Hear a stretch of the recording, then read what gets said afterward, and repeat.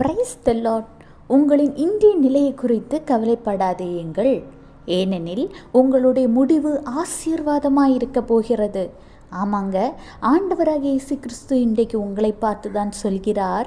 யோபு 8:7, உம்முடைய துவக்கம் அற்பமாயிருந்தாலும் உம்முடைய முடிவு சம்பூரணமாயிருக்கும். ஒரு மனிதன் தன் வாழ்க்கையில் நிலையான ஒரு நிலைமைக்கு வர வேண்டும் என்றால் அவனுடைய துவக்க நிலைமை மிகவும் கடினமானதாக, பாடுகள் நிறைந்ததாக, எளிமையானதாக, ஏன் சில நேரங்களில் ஒரு நேர உணவுக்கு கூட கஷ்டப்படுகிற கடினமான நிலைமையின் வழியாகத்தான் கடந்து வந்திருப்பார்கள்.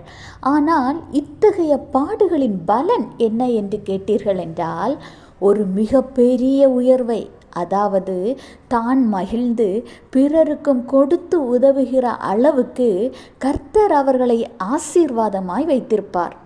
இது ஒரு மனித வாழ்க்கை என்று அல்ல, நம் வாழ்க்கையில் நாம் ஒரு லட்சியத்தோடு தொடங்குகிற எந்த ஒரு காரியமாக இருந்தாலும் சரி, அதன் தொடக்கம் கடினமானதாகவும் முட்கள் நிறைந்ததாகவும் உதவியற்ற நிலைமையிலும் தான் இருக்கும்.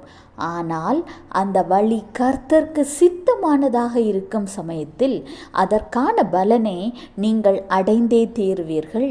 இன்றைக்கும் ஆண்டவராகிய இயேசு கிறிஸ்து உங்களை பார்த்து அதைத்தான் சொல்கிறார். நீ இப்போதைய துவக்க நிலையை கண்டு கலங்கி போகாதே. இது பிறரால் அற்பமாய் எண்ணப்படக்கூடிய காரியமாய் இருந்தாலும் இதன் முடிவு ஆசீர்வாதமானதாகவும் சம்பூரணமாயும் இருக்கும் என்று. எனவே எதை குறித்தும் கவலைப்படாதீங்க.